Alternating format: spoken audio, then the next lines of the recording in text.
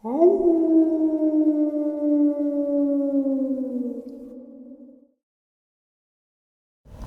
greetings and salutations, everyone. Welcome back to today's bonus upload. Yes, folks, we are that much closer to tonight's live stream, and I am super excited about it. But before we get into today's bonus, a couple links. As you know, I rely on Patreon, PayPal, and the merch to help the channel to continue to grow and go. Links to Patreon and PayPal are in the description below. The merch is displayed directly under the video. Also, Dogman Frightening Encounters Volume 1 through 3, the audiobook versions. They all were written and researched by Tom Lyons, narrated and produced by me, Jeff Nadolny. Those audiobooks are available on Audible, Amazon, and iTunes, links to which are also in the description as well. And finally, last but definitely not least, if you'd really like to help support this channel to continue to grow and go, simply subscribe. It does not cost you a cent. Click that like button. Takes half a second. If you don't want to miss out on any of the informative uploads I put out daily, click that bell icon and please leave a comment. Why? Well, folks, because all of these things, they really do help this channel to continue to grow and go, and they definitely matter.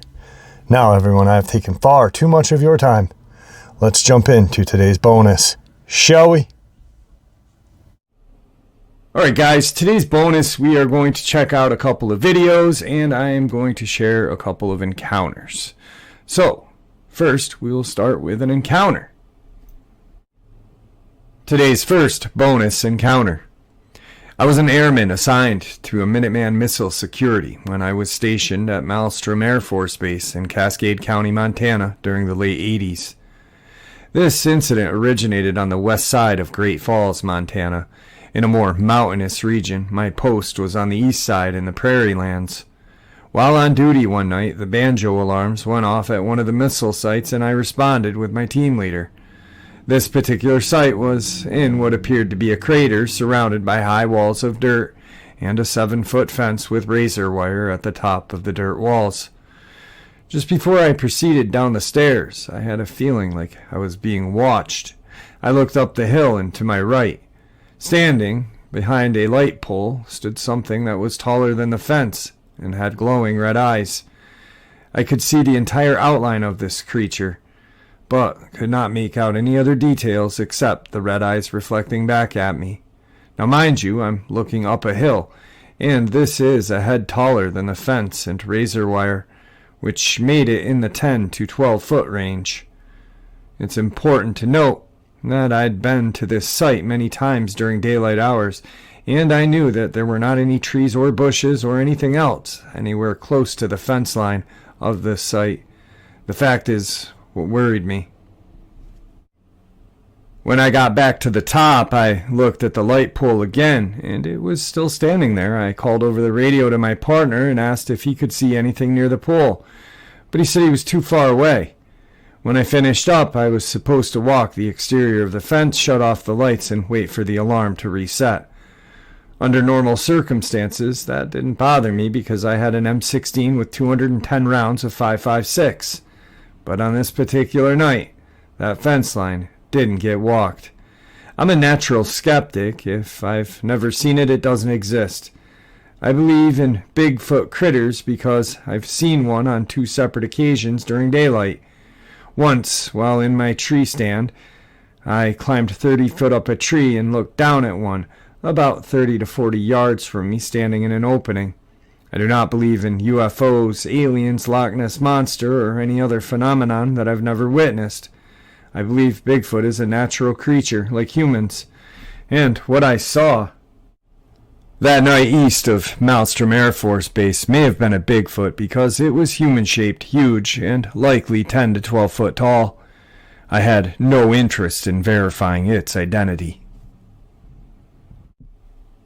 Alright guys, today's first video of the bonus upload is what appears to be a Bigfoot. It looks like it's ripping bark off the tree, looking for insects or some sort of larvae. Maybe it's getting some chaga or mushroom, some kind of mushroom off this tree, or just the bark. I'm not really sure exactly what it's doing. I'm just making an assumption, but that's what it appears to me that it's doing. I'm going to leave this video and what you think up to you. To me, it looks 80% that it could be real. That's just my theory or idea or whatever. Check it out.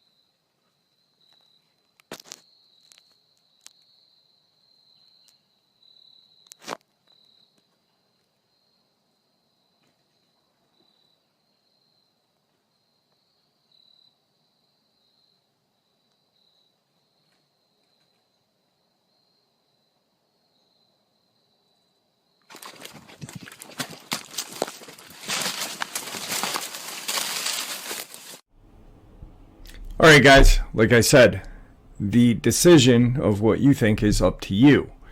It does, to me, look like a Bigfoot, and it looks like it's tearing off bark to possibly look for insects or some larvae of some sort. Or like I said, mushrooms, or just using the bark. I don't know. I'm not there. But I feel, now that I watched it a couple more times, 60% possible. So, what do you guys think? Let's get on to today's second bonus encounter. In the fall of 2015, I was flying in a Cessna 172 quite low over a remote area of wilderness near Kelowna, British Columbia. As I was observing the trees, something caught my eye. It literally looked like the tree just got up and started walking down the mountain slope. Then I realized that it was a massive, dark creature. I watched this massive creature walk on 2 feet like a man. I could see the top of its head, shoulders, and it was taking long strides. I likened it to someone walking on an escalator. I got the sense of the magnitude of the strides when it crossed sort of a dirt patch or something that looked like a natural trail. The width of a road. Even though it was pretty deep into secluded wilderness, it must have cleared that thing in 2 strides. It kept on walking down the slope like it had somewhere to be, paying us no mind, circling above. I watched this monster in awe as it eventually got underneath us and out of sight as we continued west. It was life-changing and perspective-changing. I was a different person after this. I started to realize the extent of what's kept from us.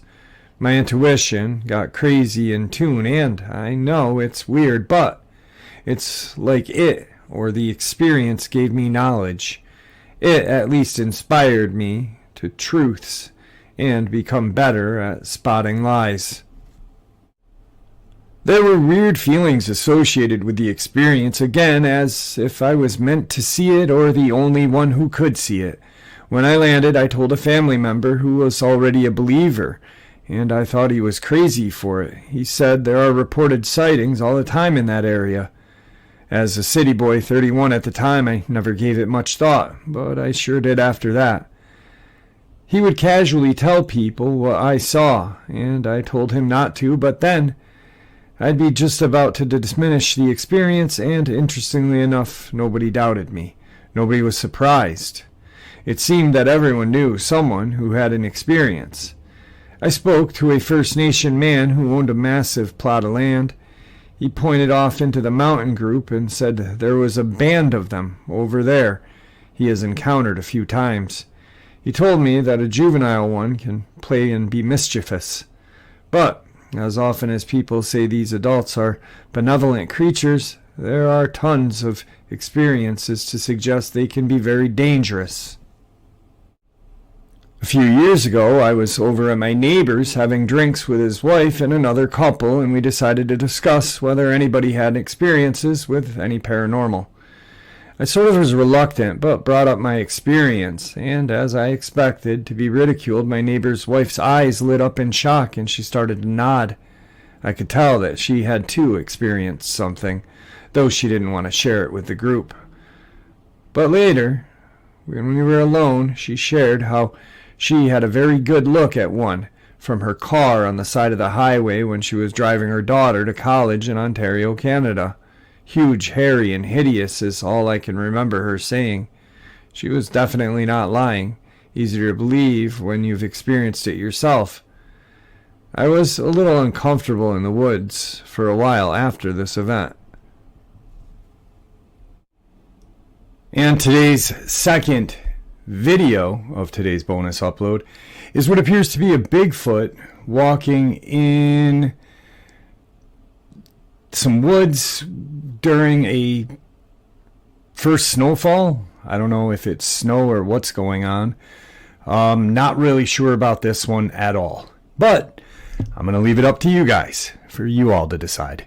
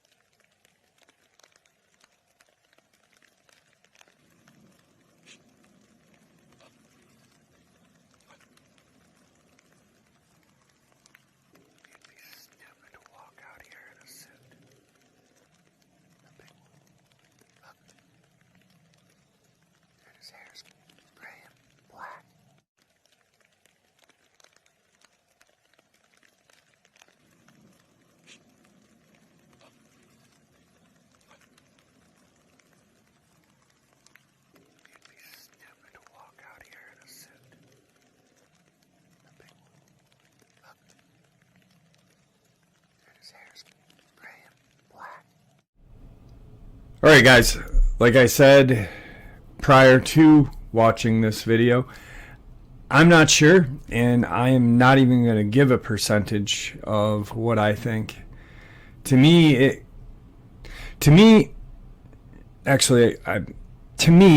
really looks like someone wanted to get a Bigfoot picture, had someone dress up and walk through the distance of the forest. I could be wrong. Very well could be wrong. But to me, that's what it looks like. I don't know. I don't see a lot of proof of anything size-wise. So, I don't know. You guys decide. On to the final and third encounter of today's bonus upload. 2 summers ago, my wife and I had 2 very unusual encounters while fishing near Edensburg, Pennsylvania in Cambria County. Both occurred in an area we had fished multiple times a week, even late at night. And this place has been my favorite trout creek since I was a child. The first encounter was around the end of July 2020, I believe 3 or 4 in the afternoon. We're at our usual spot for an hour or so and didn't get any bites, so we decided to try and find the spot my dad told us about. We pack up and start walking down the ATV path for maybe 20 minutes before we found a tree stand set up, and we knew we had walked past the spot we were looking for. I just wanted to fish, so I tried to walk directly toward the creek from the trail, but the brush was far too thick to navigate. I could see it was quite swampy on the other side, so I gave up and we started walking back the way we had come from. As soon as we started walking again, we heard something moving around just past the brush and acknowledged it was probably just a squirrel or something. Shortly after this, we came to a large puddle with some tadpoles in it. We stopped and watched them swim for a while. We start walking again and immediately noticed the sound of leaves and sticks snapping just in the brush. After a minute, we realized something is definitely following us. Without stopping, I grabbed my small fishing cleaning knife and a large knife I carry specifically for self-defense. I gave my wife, the small one. Eventually, as we got closer to our original spot and our car, where the trail opened into a large field, once we were in the field and out of the dense brush and trees, whatever it was seemed to be gone. At the time, the best thing we could come up with was maybe a cougar, because we knew whatever it was clearly following and watching us. But then we discussed it more and realized that it was walking bipedally, and it couldn't have been on 4 legs. The second occurrence was on that same creek, but a few miles upstream, and about a month or so later, at about 5 or 6 p.m. This time we went to the spot we usually avoided because it's the most accessible area on the creek and most likely to have a lot of people. We specifically chose this spot because of what happened the last time. This particular spot, a bridge goes over the creek, and there's a large area underneath to fish from. We climb under the bridge and start fishing, but after a few moments we start to hear what sounds like something pacing back and forth, or maybe going in circles in a swamp to our left. Again, I think, it's just a squirrel or a rabbit, heck, maybe even a raccoon or a fox, but I'm uneasy because of the last time we went fishing. So I started occasionally tossing pebbles, hoping that whatever it was would get scared away. It would stop for a minute or two, then start moving again, and I'd throw another one and stop again. I did this for about a half an hour before we decided to take off. We stood on the bridge for a bit, which was 10 feet above the swampy area, but couldn't see or hear anything else, and left. Again, we believe it was bipedal footsteps.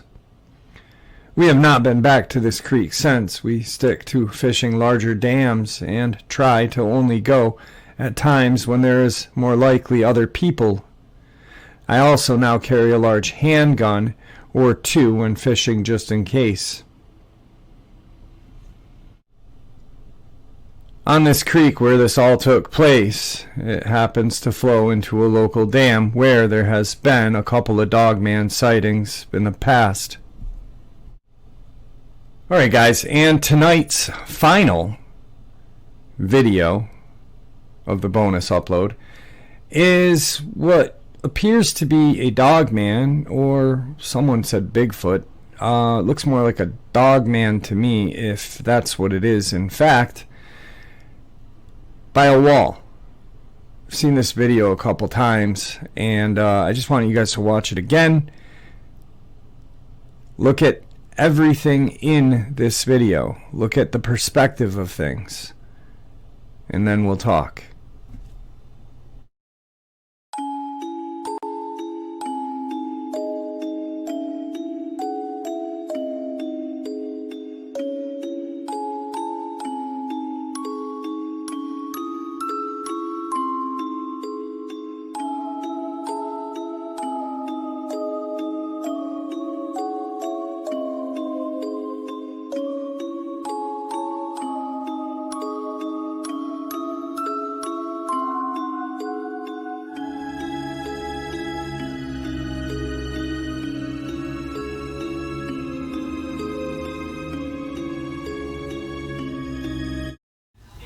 Alright folks, that was today's bonus upload. That last video clip, I am not sure. I know that probably all of us have seen that thing on the internet at one time or another. I'm not even going to share my opinion on it because I don't want to have anyone leaning one way or another. But your guys' opinions to me matter more than mine. So I'd like to hear yours. And I do know that that video clip was taken by a gentleman who took the other air quote Dogman that was approaching the camera. It looked kind of like it was GI crawling. Gentleman out of Brazil. But once again, I'm not here to give you my opinions. I am here just to share video clips and encounters. So guys, we are that much closer to the live stream. I cannot wait. And with that, thank you for supporting this channel. Thank you for making it special. Please, everyone, stay safe, happy, healthy, and ever vigilant. I don't know if you guys can hear Tigger, but he literally is lying on my desk as I am recording this and purring. So, guys, thank you once again, and God bless you all.